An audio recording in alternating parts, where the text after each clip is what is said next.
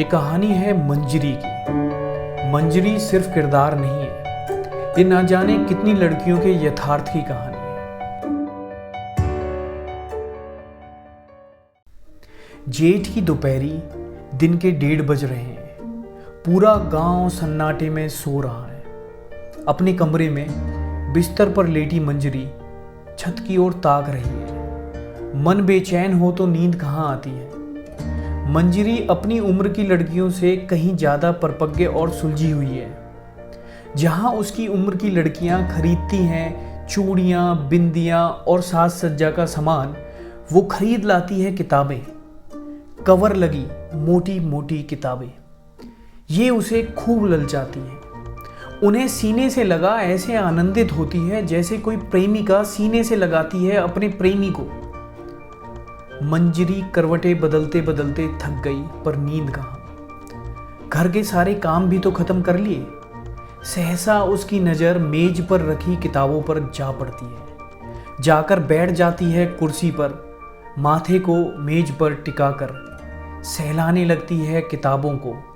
सोचती है, अभी तो 12वीं का इम्तिहान दिया, गांव में सबसे ज़्यादा अंक लाई थी, और माँ कह रही है ब्याह के बाद तेरा पति पढ़ाना चाहे तो पढ़ना, कोई मना थोड़ी किया है, और तेरी पढ़ाई के लिए इतना अच्छा रिश्ता तो हाथ से जाने नहीं दे सकते। वो लोग मुझे आगे पढ़ने की इजाजत देंगे क्या? अगर कोई मना कर दे तो? और अगर ना कर दिया तो? और माँ, भला कौन है जो अपनी जिम्मेदारी को दुगना करना चाहेगा? उसका स्वर थोड़ा बागी हो चला था। कुछ देर इसी उधेड़ बुन में रहते हुए उसकी आंख लग गई। तभी पीछे से माँ के चिल्लाने की आवाज आई। नींद से जगकर वो कुछ समझ पाती कि माँ ने कहा, ए मंजरी, ये रख ले अपने पास साड़ी, चूड़ियाँ और गहने, बगल की बिमला से मांगे हैं। तेरे बाबूजी सब तय कर आए हैं, आ रहे हैं कल लड़के वाले तुझे देखने। सुबह हो चुकी है। भोर से ही घर में खूब शोर शराबा सुनाई दे रहा है। कुछ करीबी रिश्तेदार भी आ गए हैं। बाबूजी बोल रहे थे, लेन देन की बात करते समय 2-4 लोग साथ रहें तो अच्छा रहता है। फिर मेहमानों का नाश्ता, खाना, खातिरदारी करना भी तो अकेले मेरे बस की बात नहीं। सच ही बात है। मंजरी को तैयार होने के लिए बोल दिया गया है। आसपास की उसकी सहेलियां उसे तैयार करते हंसी ठिठोला कर रही हैं। इन चूड़ियों का वजन इतना होगा उसे कभी अंदाजा भी न था। मोटी मोटी किताबों को तो वो सहज ही उठा लिया करती थी। माँ, भैया अभी तक आए नहीं? मंजरी ने पूछा। हाँ, उसने टेलीफोन कराया था, उसकी नौकरी का कुछ है आज। क्या तो बोल रहा था वो, इंटरव्यू। हाँ वही, मैंने तो बोल दिया। तुम अपनी नौकरी पर ध्यान दो, यहाँ का क्या है हम संभाल लेंगे। मंजरी सोचती है, हर बात पर लड़कियों को ताने देने वाला ये समाज हमसे क्यों नहीं पूछता हमारी योग्यता? हमें क्यों नहीं बोला जाता कि कब तक पिता के ऊपर निर्भर रहेगी, कब कमाना सीखेगी? सच, समाज की सोच हमेशा से दोहरी रही है। अगर ऐसा होता तो हर लड़की के लिए स्वावलंबी बनना जरूरी हो जाता। मन तो करता है रोक दे सब, पर जब देखती है माँ बाबूजी के चेहरे की ओर, उनकी खुशी के सामने उसके मन में उठ रहे विरोधाभाव बहुत छोटे पड़ जाते हैं। जी में तो ये भी आता है कि भाग जाए, पर दहलीज लांघने के बाद पूरा संसार छोटा पड़ जाता है ठाव पाने को। अचानक सबकी गति तेज हो जाती है। सब तेजी से लग जाते हैं अपने काम में। बाबूजी दरवाजे की ओर तेजी से जा रहे हैं और कहते हैं, मेहमान आ चुके हैं। उनकी आवभगत शुरू हो जाती है। पहले पानी, और पानी की पूछ के बाद तरह तरह की मिठाइयाँ, समोसे और न जाने क्या क्या। इस छोटी सी खिड़की से ठीक से दिखाई भी नहीं दे रहा। इस सब के सामने माँ, बाबा और रिश्तेदारों को न गर्मी का एहसास लगता है और ना ही किसी के चेहरे पर कोई थकान ही दिख रही है। मानो इन सबके सामने उनका खुद का कोई अस्तित्व ही ना हो। मेहमान नवाजी और देख दिखाई की सारी रीति खत्म हो गई है। बैठक से एक साथ कई लोगों के बोलने की आवाज़ आ रही है। कुछ पुरुष दरवाजे पर चहलकदमी करते आपस में बात कर रहे हैं। इन सभी शोर शराबे के बीच थोड़ी थोड़ी देर में बाबूजी की दबी दबी आवाज़ आ रही है। अब तक शाम भी हो चुकी है। पूरा आसमान सिंदूरी है। आंगन में सीढ़ियों पर बैठी मंजरी एकटक डूबते सूरज को देख रही है, जैसे वो उसका दोषी हो और लिए जा रहा हो उसका सब कुछ बांध कर अपने साथ। बाबूजी आंगन में आते हैं और माँ से कहते हैं, छोड़ आया मेहमानों को स्टेशन तक। उनमें कई अभी तक अपने मन को भारी किए हुए थे। क्या कर सकते हैं? ये लो, इसे पहले भगवान के पास रखना, फिर अलमारी में संभाल के रख देना। इतना कहते हुए बढ़ा देते हैं आगे हल्दी लगा ब्याह का तारीख पत्र।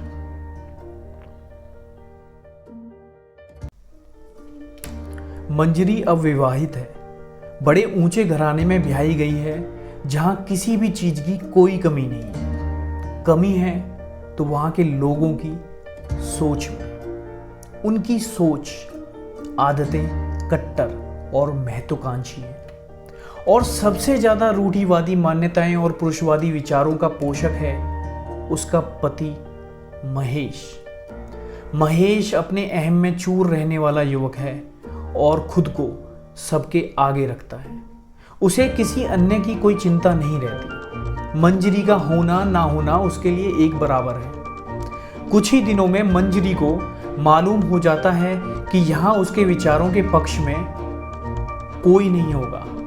फिर भी एक दिन बड़ी हिम्मत करके वो आगे अपनी पढ़ाई जारी रखने की बात कहती है। वो अपनी बात पूरी कर ही पाती कि महेश फट से बोल पड़ा, औरत घर की दहलीज के भीतर रहें, तभी वो परिवार और उसकी परंपरा को बचा रख सकती है। इसलिए फिर दोबारा इस बारे में कोई बात होनी नहीं चाहिए। पर जब औरत घर के बाहर पैर धरती हैं, तब वो जमीन के साथ पूरा आसमान भी आंचल में समेट लेती हैं। मंजरी बोल पड़ी और अपने प्रत्युत्तर के एवज में लेती है अपने माँ, बाबूजी और संस्कारों के ऊपर एक गाली।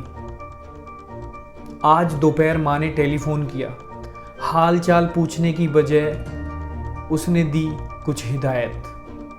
सारी बातें कड़वी वचनों के साथ पहुंचा दी गई थी उसकी माँ के पास। माँ समझाते हुए कहती है, औरतों के बेटा बस कान हुआ करते हैं, मुंह नहीं। उसकी एक गलती से उसका घर क्या पूरा गांव बार चार बातें सुनता है। माँ बोलती जा रही है, मंजरी बस सुनती जा रही है। बोले भी तो क्या बोले। पूरा 1 साल होने को आया। इस घर में अब तक बना दी गई है उसके सपनों की समाधि। उसका अस्तित्व तो कब का छिन्न हो चुका। उसकी आभा मंडल भाव शून्य रहता है, पर उसकी इंद्रियां अभ्यस्त हो गई हैं रोजमर्रा के काम करने के लिए। गांव बार में कहते हैं ना, औरतें जन्मती नहीं बना दी जाती हैं। अगले सुबह उठ के लग जाती है रोज के जैसे कामों में। बाहर से बड़ी शोर सुनाई दे रहा है। काम करते करते नज़र भर उधर देख लेती है। थोड़ी देर रुक कर जाती है दरवाजे की तरफ। महेश कुछ सामान उतरवा रहा है और उसके कहने पर कुछ लड़के सामान को कोठरी में ले जा रहे हैं। कोठरी में झांकती है तो एक लड़का बक्से से किताबें निकालकर अलमारी में सजा रहा है। शीशे के अंदर रखी किताबें देखकर फिर से जी उठती है मंजरी। एक अलग सी ऊर्जा रोम रोम में भर जाती है। वो फिर से महसूस करती है अपनी उम्मीदों के पंखों को। अभी खुशी चेहरे तक आई भी नहीं थी, तभी देखती है महेश कोठरी की ओर आ रहा है और पीछे से सिल्क की साड़ी पहने एक महिला चली आ रही है। देखने में तो कोई बड़ी अफसर मालूम पड़ती है। महेश को कोठरी के नजदीक आता देख मंजरी चली जाती है भीतर। महेश महिला को कमरा दिखाकर भीतर आ जाता है।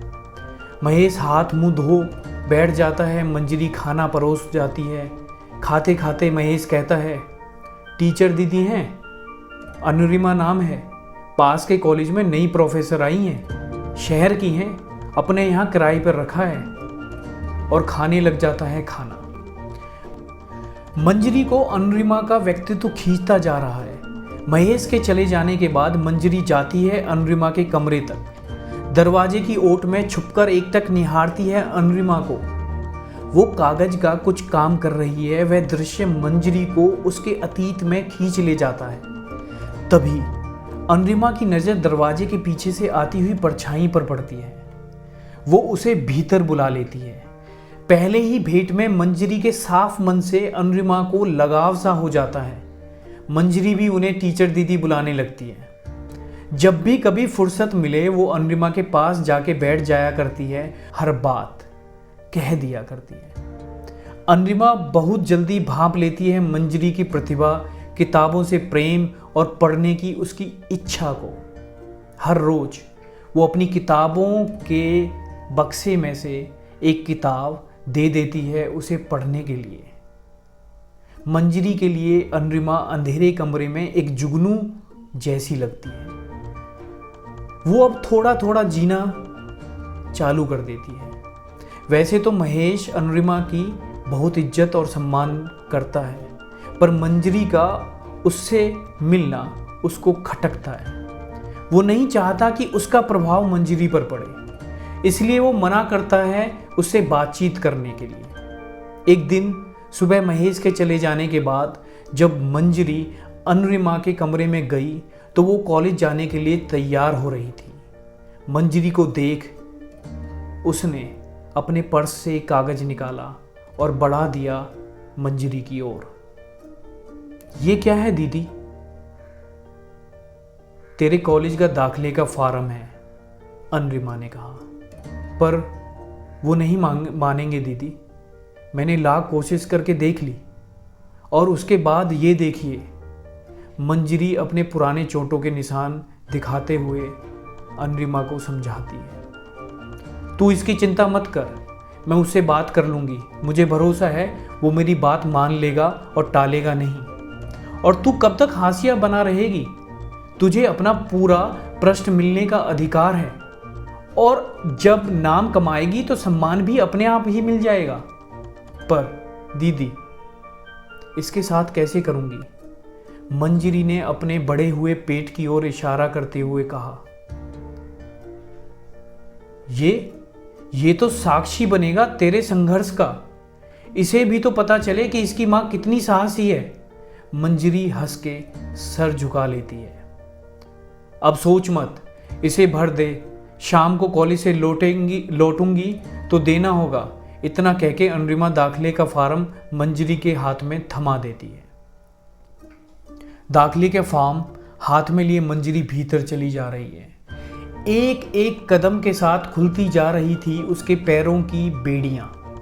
उसके घर का आंगन उसे आसमान सा लग रहा था, या वो पहुंच गई थी खुद आकाश में, या खुद पूरा आसमान आ गया हो उसके पैरों के नीचे।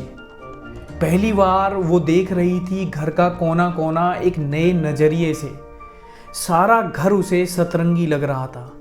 वो घर पहले कभी इतना खुला लगा ही नहीं उसे। आज वो खुद उसके साथ सांस ले रहा था। मंजरी कमरे में आई और कई महीनों से बंद पड़े बक्से से निकाल लाई अपनी कलम। फार्म का एक एक कॉलम भरने के साथ खोलने लगी अपने लिए लगे सारे बंधे हुए दरवाजों को। सारे कॉलम लिखकर अपना दस्तखत करने लगी। वो पूरा लिख पाती अपना दस्तखत कि किसी ने खींच लिया वो कागज उसके हाथों से। वो माथा ऊपर करके देखती तो सामने महेश फार्म को पूरे गुस्से के साथ देख रहा था। उसकी भौहें तनी हुई थी, आंखें लाल जैसे तप रही थी, अंगारे की तरह जला रही थी मंजरी के शरीर के रोम रोम को। और बिना कुछ बोले गुस्से में फार्म लेकर निकल गया वो कमरे से बाहर। मंजरी दौड़ पड़ती है पीछे और लपक के पकड़ लेती है महेश का हाथ। पर गुस्से में दहकता महेश झटक देता है अपने हाथ को। मंजरी जाके जोर से टकरा जाती है आंगन में खड़े खंबे से और गिर पड़ती है जमीन पर।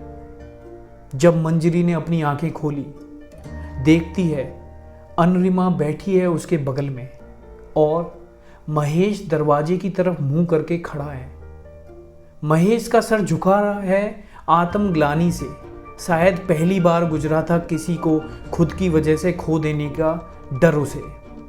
दीदी, फारम, मंजरी ने कहा, अभी वो मत सोच, तुम्हें अब अपनी तबीयत को ध्यान में रखना है। बहुत मुश्किल से बचाया गया है तुम्हें, डॉक्टर ने 3 महीने का बेड रेस्ट बोला है तुम्हें। फिर वो समझ पाई कि वो घर में नहीं, अस्पताल में है। सामने से एक नर्स चली आ रही है और थमा देती है उसकी गोद में एक बच्ची को। मंजरी बन चुकी थी माँ। उस बच्ची को देख उसे कुछ याद ही नहीं रहा। उसका माथा चूम निश्चित करने लगी अपने मन में कि आगे क्या होगा पता नहीं, पर जगाए रखेगी अपने सपनों को उसकी आंखों में। देखेगी उनसे उन सपनों को पूरा होते हुए, चाहे कुछ भी हो। बनने नहीं देगी इसको दूसरी मंजरी। ये लड़कियां नहीं, जिंदगियां हैं। जीने दो इन्हें, यही खुशियां हैं। उड़ने दो इन्हें, पंख फैलाने दो, यही तो बगिया महकाएंगी। यही किसी दिन गुल बन जाएंगी। ये लड़कियां नहीं, जिंदगियां हैं।